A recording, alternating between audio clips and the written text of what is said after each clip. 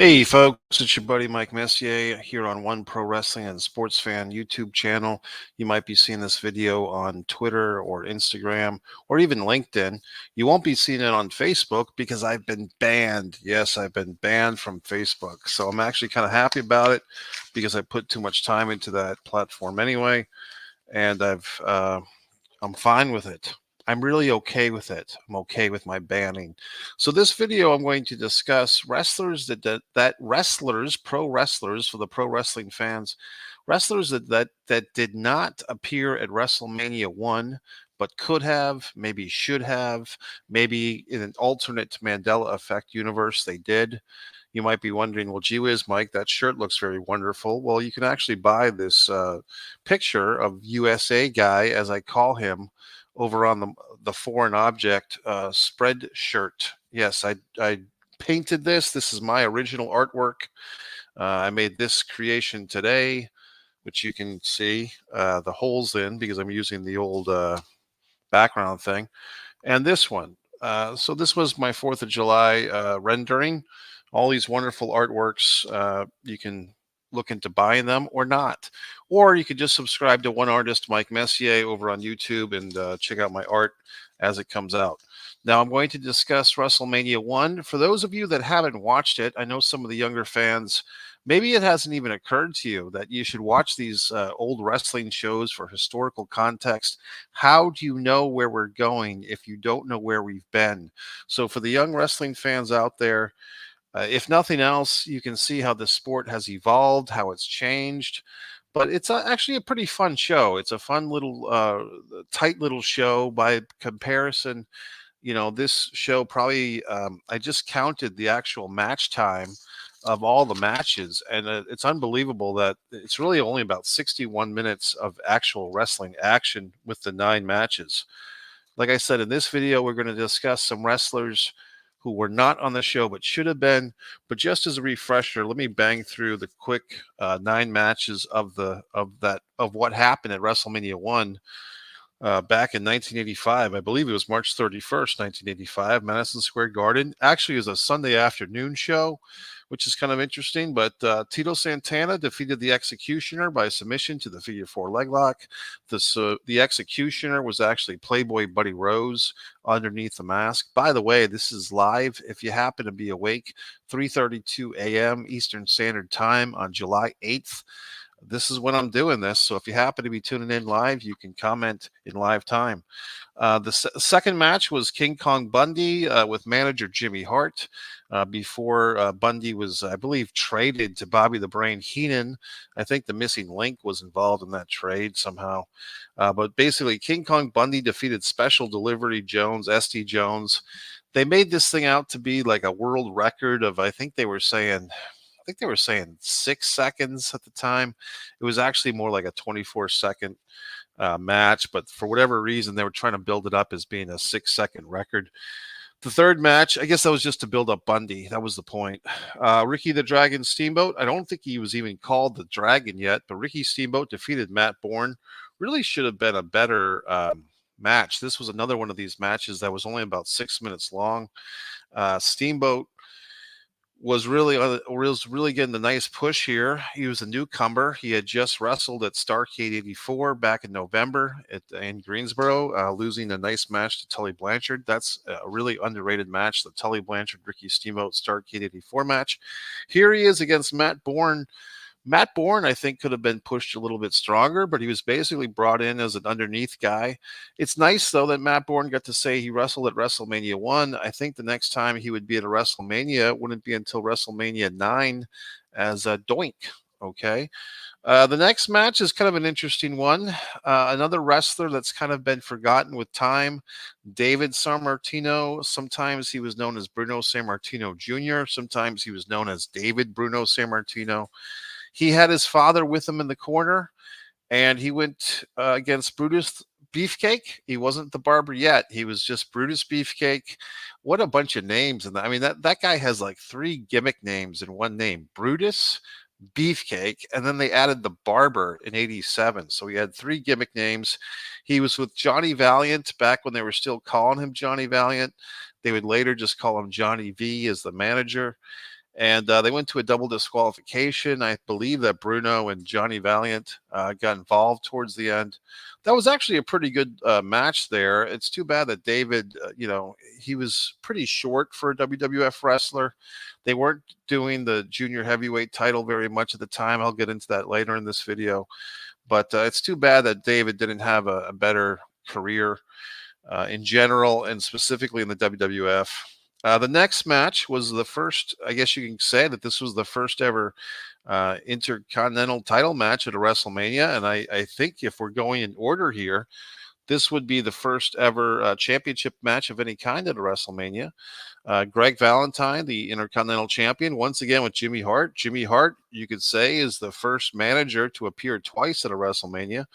But basically, Greg Valentine pinned the Junkyard Dog, but they actually, on the results here in Wikipedia, they failed to mention that Tito Santana came out and talked to the referee, and I believe they reversed the decision. And they restarted the match, and JYD ended up winning by countout. That's at least how I remember this thing. I'm just going by the top of my memory, but the old Wikipedia doesn't have that. So I'm once again correcting the internet, and that's happened before, folks. There's been a lot of times, at least several times, that I've seen stuff, especially about wrestling, online, even on the old WWE network. There was this thing years ago, the WWE network had posted Super Brawl 2, the Sting Lex Luger match, and they had it listed as February 28th, 1992. I told my friend Tommy at the time, I said, that's wrong. The match actually took place on Leap Day, which was February 29th, 1992.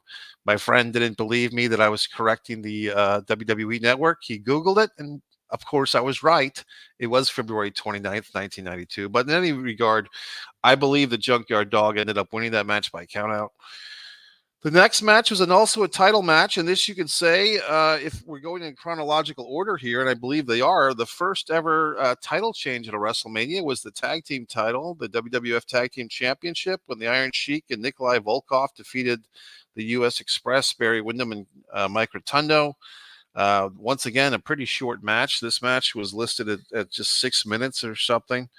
Really not very long matches on this show. This was actually a pretty damn good tag team match. These two tag teams had a nice feud that year, trading the belts back and forth. The U.S. Express got the belts back from Nikolai and the Sheik, and then they lost them later on to Valentine and Beefcake. But this was a nice match. The Andre the Giant in the Body Slam Challenge match defeated Big John Studd. Wendy Richter regained the women's title from Leilani Kai. This was a nice singles women's match. 2 title changes on this show. And then finally, the main event, what everyone pretty much came to go see. Hulk Hogan and Mr. T with Jimmy Superfly Snuka defeated Paul Mr. Wonderful Orndorff and Roddy Piper with Bob Orton. Muhammad Ali and Pat Patterson are the guest referees. So that's what we did see at WrestleMania 1. Now let's get into some of the people that we did not see at WrestleMania 1. And for this very special occasion, and I did have some new subscribers recently. Gentleman, he could be a gentleman, he could be a woman, who knows. El Questionario, new subscriber. He or she has got a nice YouTube channel with only 8 subscribers, and I'm the 8th one. So if you folks are out there, if you're looking for some wrestling trivia, of course, you've got Pro Wrestling Trivia by Mike Messier on Kindle Vella on Amazon. But also this individual, El Questionario, has got a new YouTube channel that I subscribe to tonight because they've been leaving some good comments, probably getting some trivia from me, which is fine. But I did subscribe, and I will endorse their YouTube channel. And they had a nice thing on the 1988 Royal Rumble, so I did leave a comment on there. So the El Questionario has been leaving some nice comments. You fine folks are welcome to leave some nice comments. And let's get into some of my graphics. So the first group of people that I want to discuss of wrestlers that did not appear at WrestleMania 1 that could have or should have, or in an alternate universe they did. Let's check out this list. This is the people that left the WWF just a little too soon to be included at WrestleMania 1. So we've got the Fabulous Freebirds. I'm not sure if you can still hear me here as I'm talking, but we've got the Fabulous Freebirds, Dr. D, David Schultz, Sergeant Slaughter, the Tonga Kid, the Wild Samoans, Offensica, and Kamala. Let's get back to me. So the Fabulous Freebirds are an interesting case. I looked up and I had a nice website, the history of WWE.com, had some good Madison Square Garden results. And from my readings, basically the Freebirds were in the WWF for a cup of coffee, as they say. The legend goes that Andre the Giant did not like the Freebirds because they were all drunk and stupid. And Andre insisted that they all get fired, which is just a great story. But basically, Terry Gordy, Buddy Roberts, and Michael Hayes were doing this gimmick where they were kind of like the new team managed by Dave Wolf, who was kind of the manager slash boyfriend. I don't know if he ever got married to Cyndi Lauper. I don't think they did, but Dave Wolf was kind of an interesting guy who was kind of in that whole rock and wrestling era. I believe he was one of the producers and the musicians on the original wrestling album back in 1985 that came out, I think, in October or November of 85. But the Fabulous Freebirds were not long for this world. It's really a shame because I think they would have done well had they been around for WrestleMania 1 in some type of six-man tag team match. And it's just too bad that they missed out because I think obviously they did some great stuff in the world class area in Florida and Mid South, UWF, Jim Crockett Promotions, the AWA. So, like I said, it's a Mandela effect. It's a parallel universe. What could have been, what maybe should have been, but the Freebirds did not have their WrestleMania moment. I'm trying to think. I think Michael Hayes, wasn't he in the WrestleMania 17 Gimmick Battle Royal? Wasn't Michael Hayes in that? And then they did get inducted into the WWE Hall of Fame. Unfortunately, I think both Terry Gordy and Buddy Roberts had passed away, so it was left to Jimmy Jam Garvin and Michael P.S. Hayes to kind of get that induction. But it's just too bad the Freebirds never really had, beyond what I just said, a real WrestleMania moment for all the Freebirds, which is unfortunate. Terry Gordy, of course, did do that Executioner thing in '96, and that wasn't very well done. Although I think he got an action figure, didn't he? Get like one of those little Jack's action figures. Okay, so the Freebirds, and who else did I have on that list? I had the Tonga Kid. Let's go in order here. Dr. D. David Schultz, if you listen to the good doctor, he'll tell you that he invented WrestleMania, that, having Mr. T, and David Schultz claims that it was going to be himself and Roddy Piper against Mr. T and Hulk Hogan. And David Schultz has a pretty good story of calling out Mr. T for a fight. But of course, David Schultz was the guy that slapped John Stossel for 2020 on that infamous report. I won't go into the whole thing here, but basically, David Schultz basically was collateral damage, and Vince McMahon got rid of him. Vince McMahon Jr. got rid of Dr. Death, or Dr. D. David Schultz. And interesting, you had Dr. D. David Schultz and Steve Dr. Death Williams. With Dr. D, it was always just Dr. D. David Schultz. And what does D stand for? Death. But they never really called him Dr. Death David Schultz for whatever reason. Just splitting hairs here. And David Schultz never really had a WrestleMania moment. And it's too bad that he never really, the other promotions, Mid-Atlantic or Jim Crockett Promotions or the AWA, never really picked him up. Unfortunately for me, I missed out. He did have a world title match against Ric Flair, I believe, in the summer of 1985 in Warwick, Rhode Island, which I just had no idea that show was going on. I was a pretty small embryo at the time. But in any event, Dr. D. David Schultz did not get to wrestle at WrestleMania. Also on that list, I had Tonga Kid. The Tonga Kid is on that list. He was kind of the avatar or the substitute for Jimmy Snuka in some matches with Roddy Piper. He was very young at the time. The Tonga Kid would grow up and become the Samoan Savage, was kind of the third member of the SST over in the WCW NWA around 1989, 1990. And he was around for quite some time. The Tonga Kid is somebody who's part of that bloodline, the family, with Roman Reigns, Sika, Afa, everybody. Tonga Kid doesn't get discussed a whole lot, but he kind of peaked too soon. So it's too bad for him that he wasn't around for WrestleMania. I think he was in Continental, believe it or not, wrestling in a babyface six-man team called the Rat Patrol. It was the Tonga Kid, I want to say Scott Armstrong and Johnny Rich. They were actually called the Rat Patrol, and the gimmick was Johnny Rich, R, Scott Armstrong, A, and Tonga T Kid. So they call themselves the RAT Patrol. Funny, funny. And who else did I have on there? I think I had Sergeant Slaughter. Sergeant Slaughter, of course. It's a story you've probably heard. Sergeant Slaughter had an offer from Hasbro to become a GI Joe spokesman slash action figure.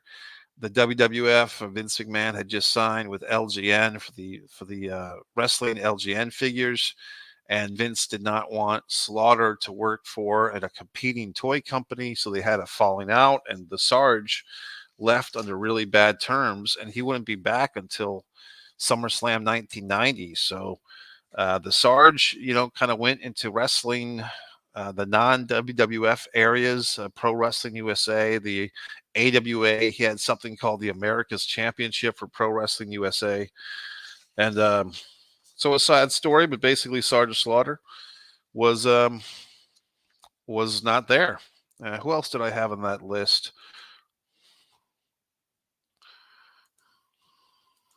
Afa and Sika, the Wild Samoans, they were WWF mainstays for many years. They were three-time World Tag Team Champions. Of course, Sika just passed away. That's Roman Reigns' father.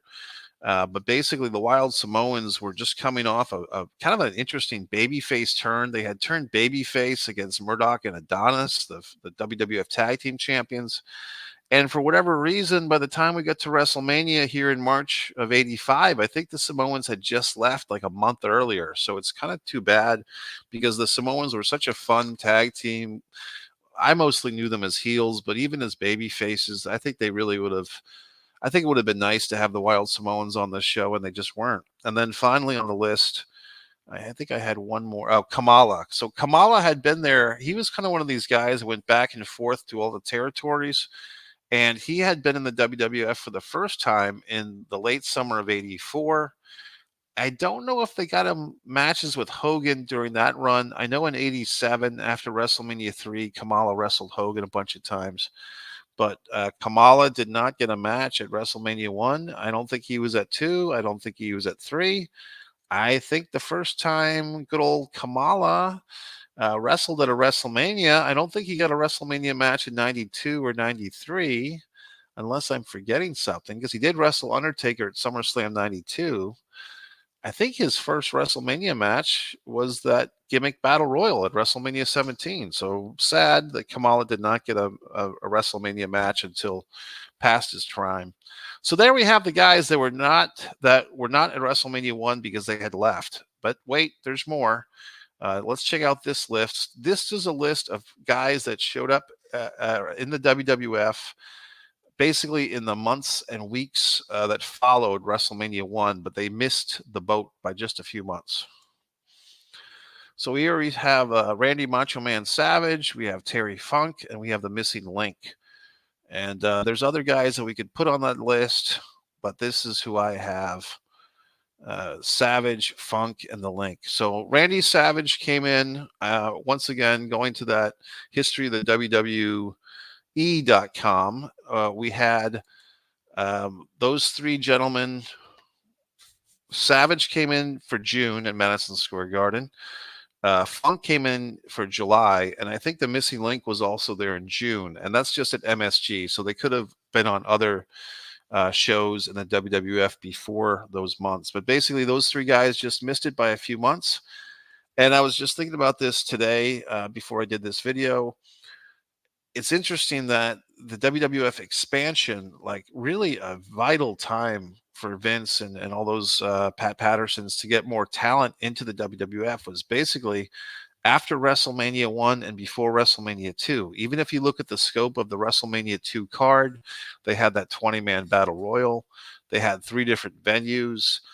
They had Terry and Dory Funk. They had George Wells, Jake the Snake Roberts, Randy Macho Man Savage, Uncle Elmer. They had a lot of guys at WrestleMania 2 that weren't at WrestleMania 1.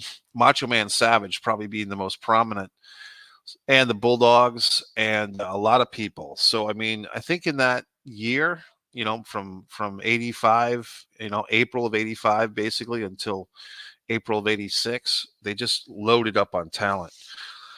And those three guys, I'll just show the names real quick. Macho Man, Terry Funk, and Missing Link.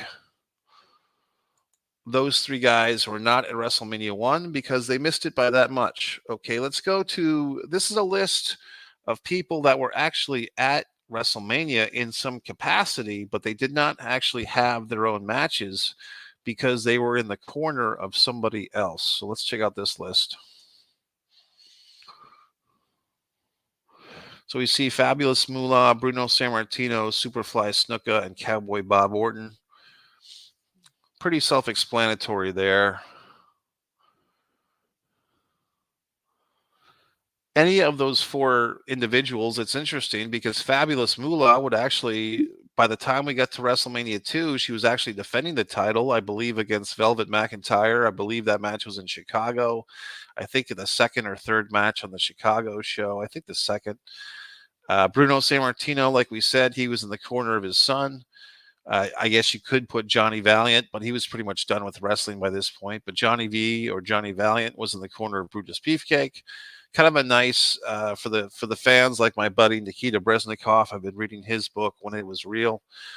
Bruno and Johnny V or Johnny Valiant in the corner because those guys had wrestled a lot against each other in the 70s. And then you had who else did I have in that list? Cowboy Bob Orton, of course, was in Piper's Corner at both WrestleMania 1 and WrestleMania 2. And Cowboy Bob, I think he only had one official WrestleMania match at WrestleMania 3 with Don Morocco in the opener against the Can-Am Connection, Martel and Tom Zank. Did Cowboy Bob wrestle in that WrestleMania 17 gimmick battle royal? I don't think he did. But he was there at WrestleMania 21 with his son in his son's corner against The Undertaker. But Cowboy Bob never had a singles match at WrestleMania unless I'm forgetting something, folks. And I don't think he was in the WrestleMania 4 Battle Royal. I think he was gone by then as well. So interesting.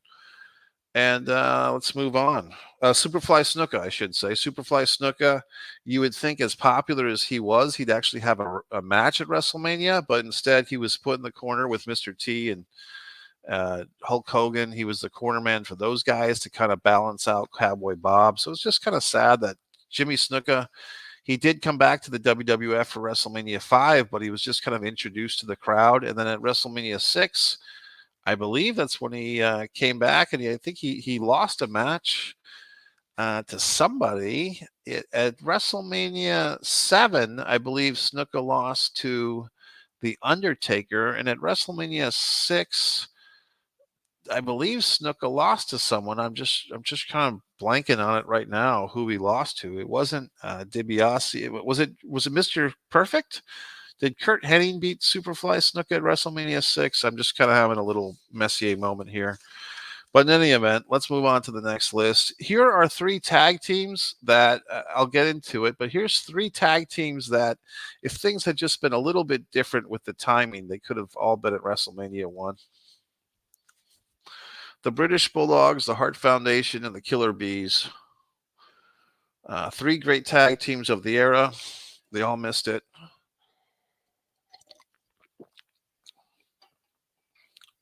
So let's start with the top. The British Bulldogs actually debuted at Madison Square Garden 3 weeks after WrestleMania. Once again, if you look at this website, the history of WWE.com, pretty fascinating that I believe the date was April 22nd, 1985. The Bulldogs had their Madison Square Garden debut 3 weeks after WrestleMania 1. They beat a couple of, a couple of undercard guys.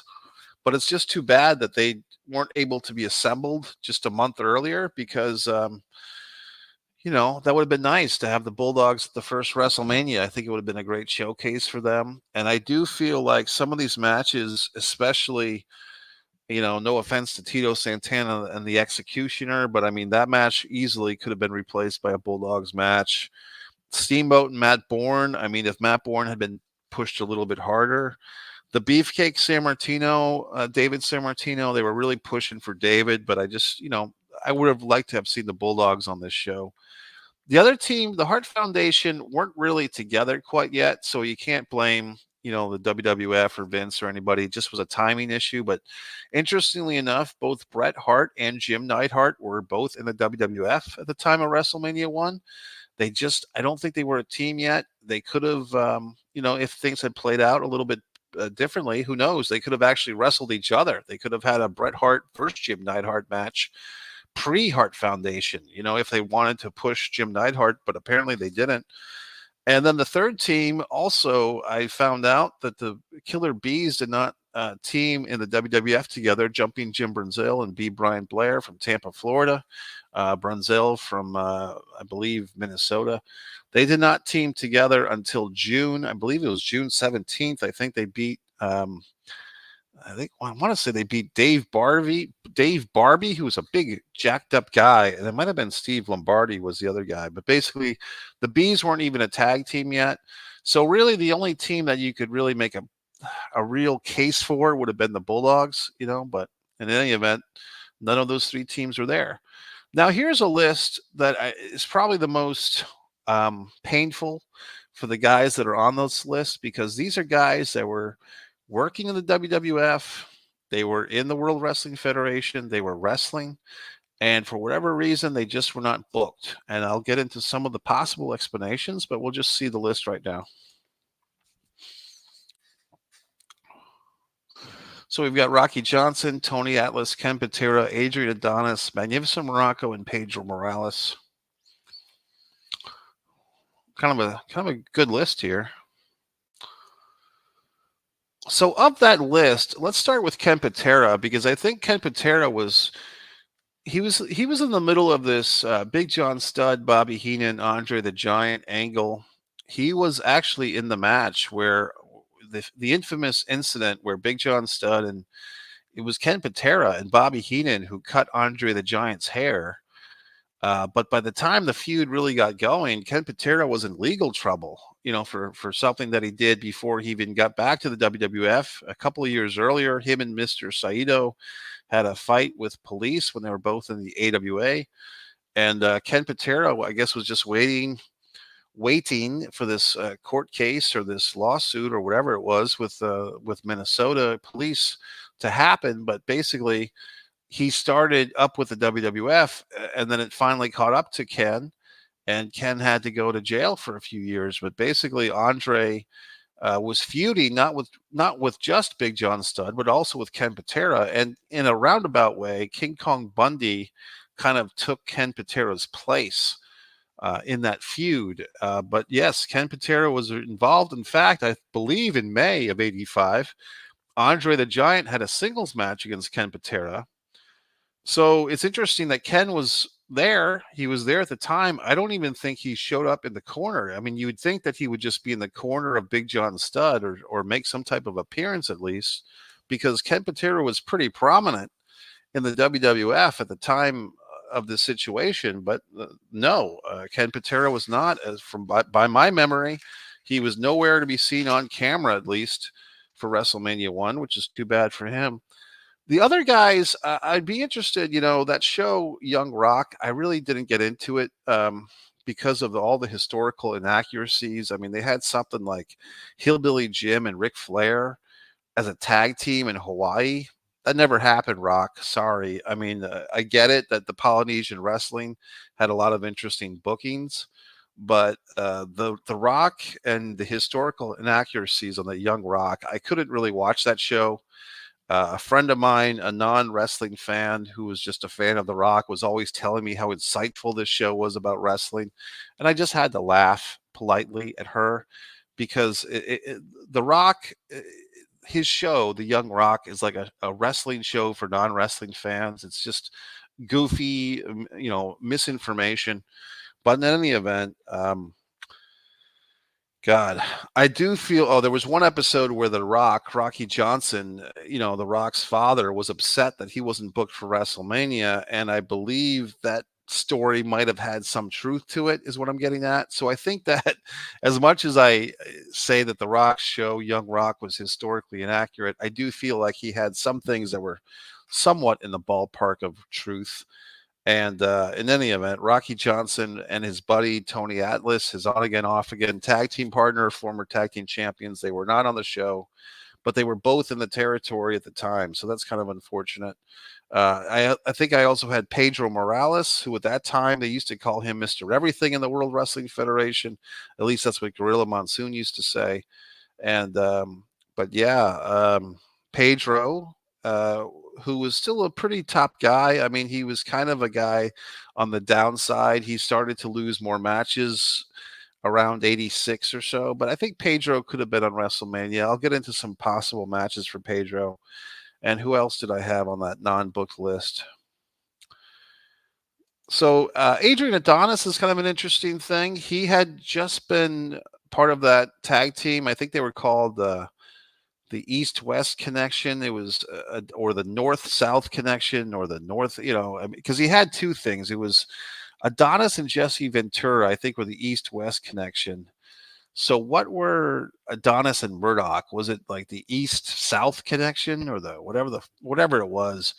Uh, it might have been the East. I don't know. It was just all these connections, right? So I mean, because Murdoch, I guess you would say, was from the South. So were they called the North-South Connection? I got to get this thing figured out now, because now I'm getting upset, because I know that Adonis was the East-West Connection, but what did they call they call them the North-South Connection. So that Adonis and Murdoch were the North-South Connection, and I guess Adonis and Ventura were the East-West Connection. So I guess Adonis represented both the North and the East. Fair enough.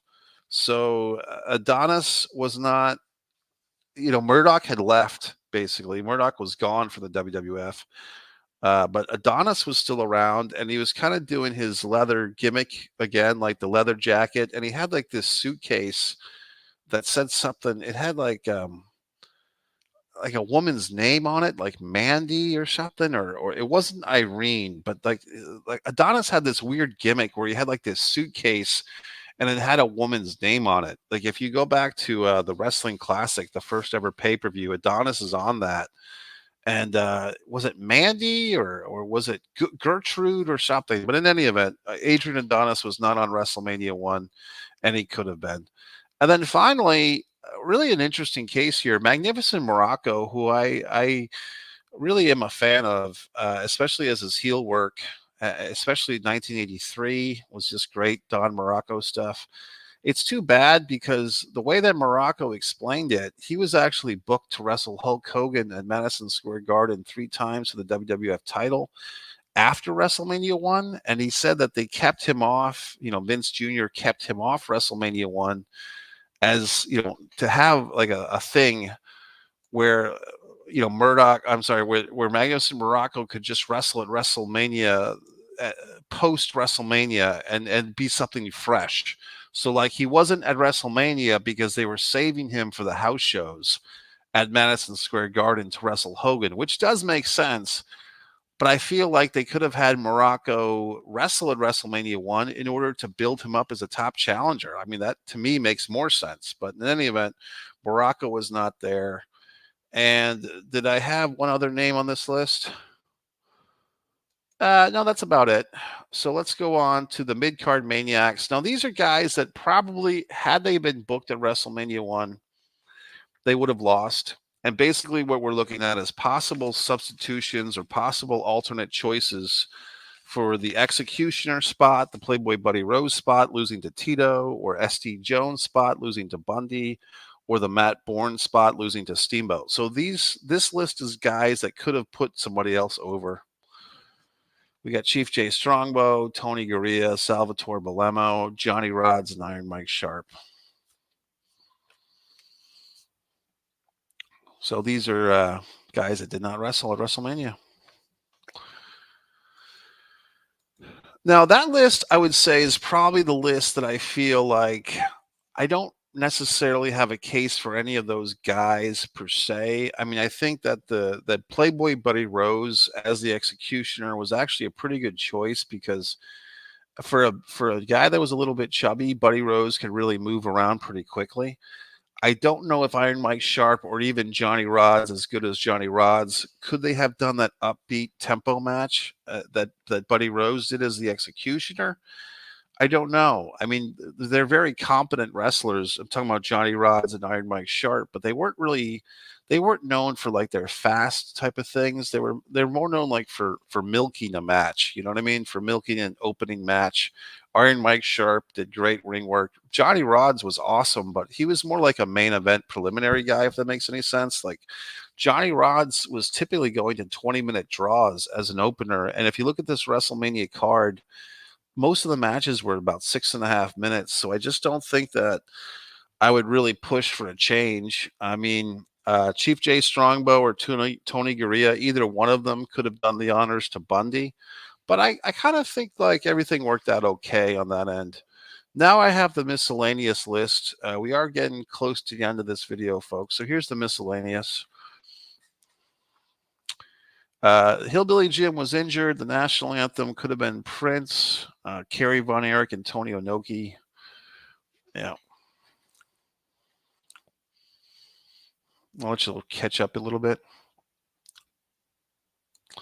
So in my research here, I discovered that I was always kind of curious, like when did Hillbilly Jim get injured? And I always thought for some reason it was after WrestleMania 1. It was actually before. Apparently, it was February 25th in San Diego, and it's kind of a sad story because Hillbilly slipped on some water outside the ring in San Diego at like the San Diego Arena. He was wrestling Beefcake, but Beefcake actually didn't injure Hillbilly Jim. There was like a wet spot, like maybe somebody spilled a soda or some condensation, and Hillbilly Jim broke his leg pretty badly, and he was on the shelf for like 7 or 8 months. So he missed WrestleMania by about a month. And I got to think that if Hillbilly hadn't been injured, he probably would have been at WrestleMania and probably would have won some type of match. I could see him maybe he would have gotten the title shot at Valentine, or maybe he would have been in the corner of Hulk Hogan and Mr. T. But in any event, Hillbilly Jim did not get a match at WrestleMania because he was on the shelf. The question mark I had for Prince, yes, I'm talking about Prince of the Revolution. I wish I could find it. I just spent about 10 minutes looking for the video, but somebody here on YouTube, if that person happens to see this, feel free to leave your link in the comments. But someone had made a video speculating that it might have been Prince who was originally booked to sing the national anthem, the Star Spangled Banner at WrestleMania 1. Apparently, the WWF had been advertising the special guest celebrity would sing the national anthem. It turned out to be Mean Gene Okerlund, because whoever the guest was a no-show, and this person did a really nice case that it might have been good old Prince, and it really made sense. So I wish I could find that video and link it for you, but I just, like I said, I wasn't going to stay up all night looking for it. I put the search into the YouTube. I searched my video history because I just watched this video 3 or 4 days ago, but I couldn't find it. So whoever's making that video, you got to put your keywords and your title into your keyword stuff. Go to MikeMessier.com and get TubeBuddy if you don't know what I'm talking about here. But in any event, it could have been Prince. And who else did I have on that list? I had international stars. Antonio Inoki had just wrestled at Madison Square Garden like 3 or 4 months earlier against Dr. D. David Schultz, believe it or not, in February. I believe that was the show where Schultz, slapped John Stossel in the dressing room. So Antonio Inoki, apparently in New Japan Pro Wrestling, were kind of in the middle of falling out with the Vince McMahon and the WWF. But it's too bad because Inoki, he could have really been good on this show. And I did say Kerry Von Erich as well, because, we all know that Vince McMahon had a real hard-on in a good way for the Von Erichs, especially Kerry. This would have been a year after Kerry had kind of won and lost, or 10 months after he had won and lost the NWA World title to Ric Flair. And I think Kerry, if Vince wanted to put out an olive branch or try to get the Von Erichs over there, even though they were still technically with the NWA, I think it could have happened. And I think, if Vince really wanted to get those Von Erichs back when they were at full force or close to full force, David had already passed away, but you still had Kerry with both of his feet intact. You still had Kevin. You still had Mike. And I think that this would have been a nice way to have done that. But I think Vince had so much talent right now to worry about. He didn't necessarily have to make a big push for the Von Erichs. In fact, I think a lot of wrestlers, once they saw how successful WrestleMania 1 turned out to be, that's when more and more guys started coming over. So I can see what was going on there, perhaps. And then who else did I have on that could have been list? Oh, the junior heavyweights.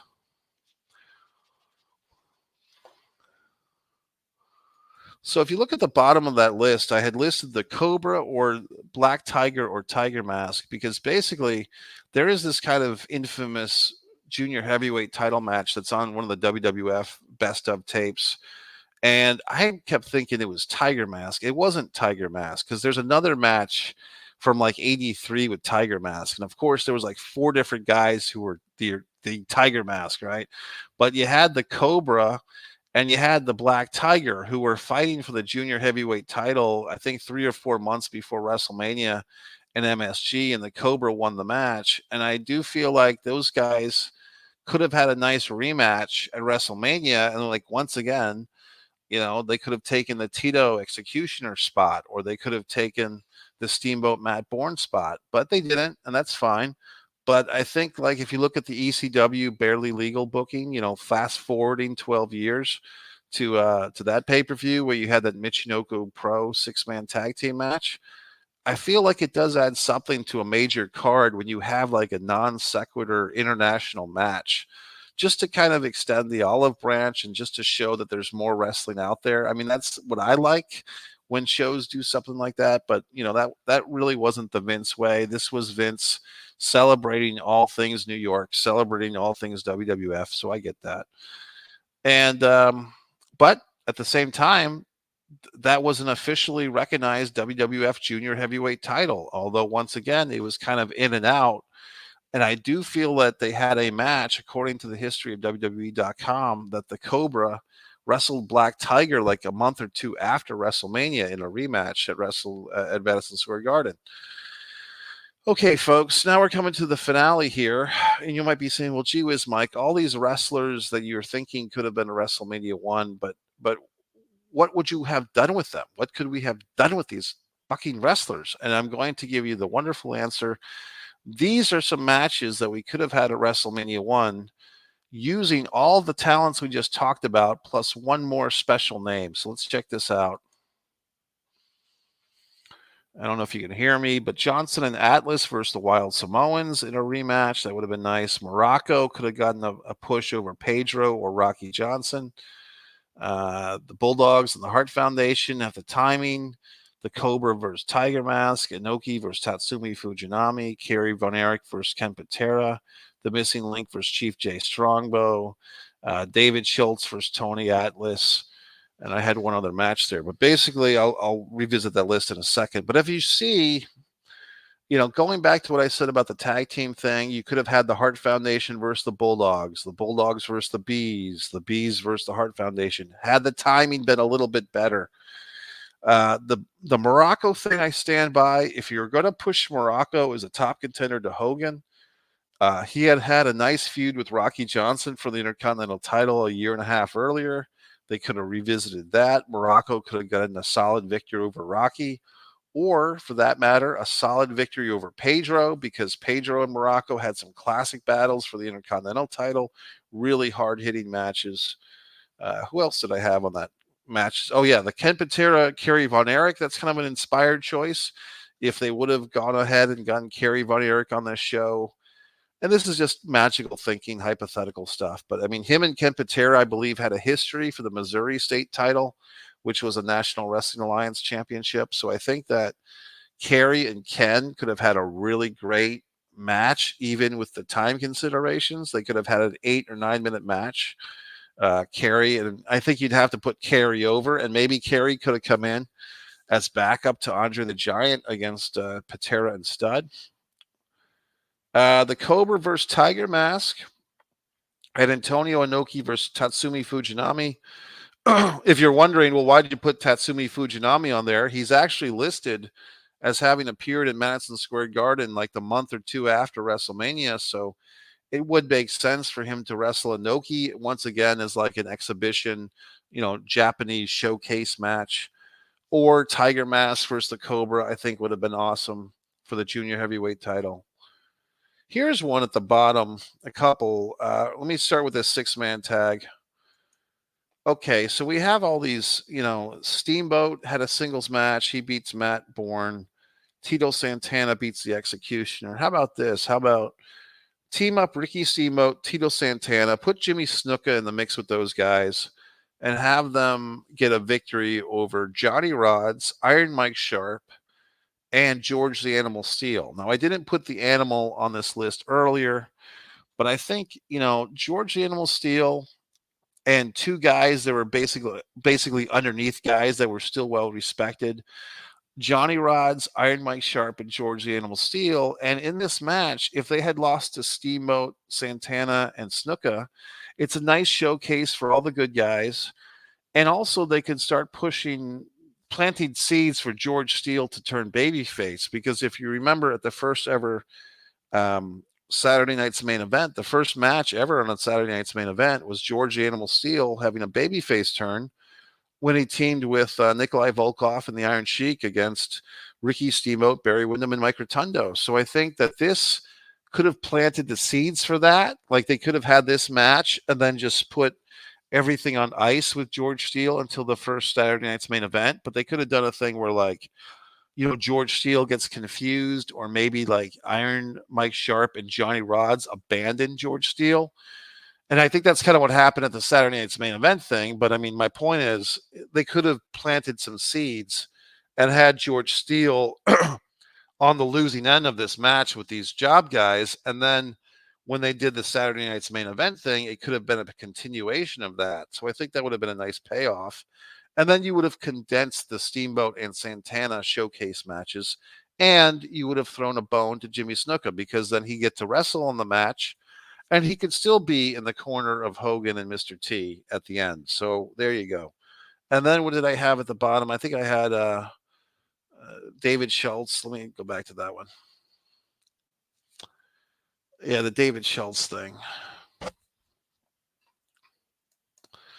So Dr. D, David Schultz, like I said, if he hadn't been blackballed or, outcast from the WWF to this point, he did have a lot of like racism in his character. I mean, if you look at some of the footage of him doing house show promos, it really was pretty distasteful, like the David Schultz stuff. And I guess you could say that of that era, it was a little, I wouldn't say acceptable, but it was just more, I don't know, common, or people just didn't think about it as much, or maybe because there wasn't a prevalence of social media and stuff like that to kind of catch people on this stuff.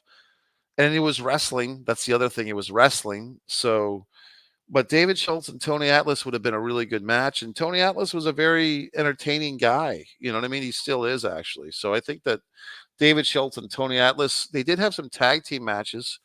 Piper and Schultz, or Piper and Orndorff against Atlas and Johnson, was on the house show circuit. And then finally, I think I had the missing link.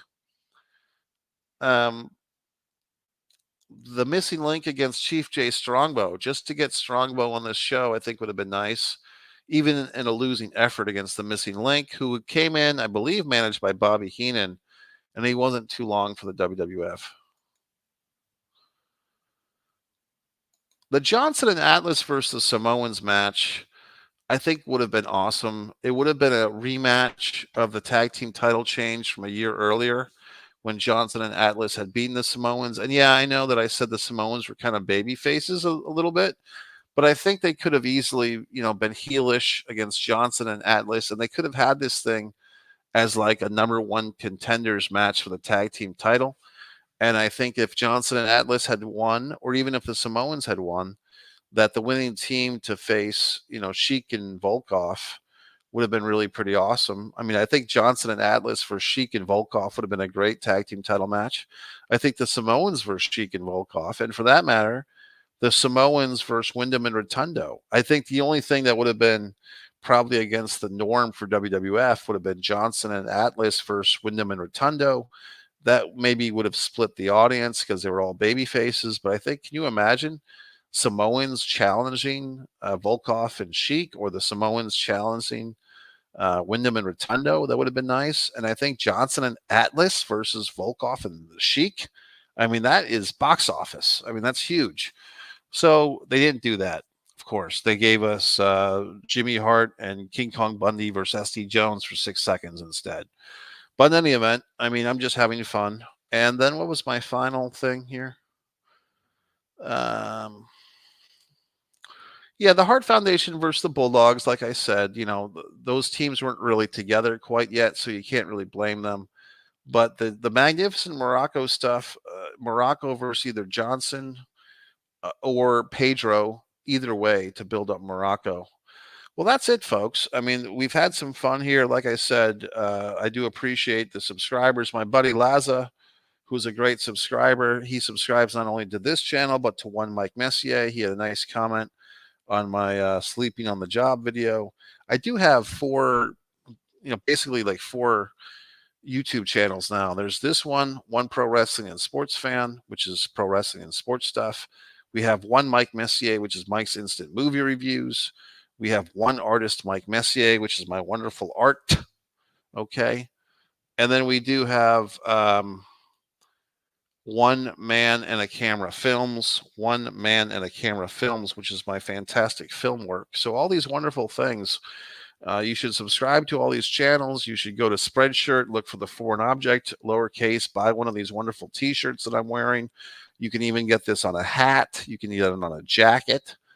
You can do all these wonderful things. You can go to MikeMessier.com, scroll to the bottom, and buy my books, for Christ's sakes. But this is it, folks. So, I mean, if you have any comments or queries or questions, you can leave a comment. You can leave a question. You can tell me how great I am. I do accept accolades. And that's it. So I think I'm going to go to sleep because now it's 4:21. Got a minute? And I'll sleep knowing that I did a wonderful video for you people. And you can subscribe. You can share this video. You can put this on Reddit. Tell me how wonderful I am and all that good stuff. But if you have any suggestions for future videos, this is what you would call an evergreen video. This is a video that's not really dependent on time. I'm not discussing the latest and greatest pay-per-view of the weekend or whatever. I'm discussing something of historical interest to historical wrestling fans. Like I said, thanks to all the new subscribers, all the old subscribers. Share the videos. It's your buddy Mike Messier saying good night or good day or good life, whatever. Thanks.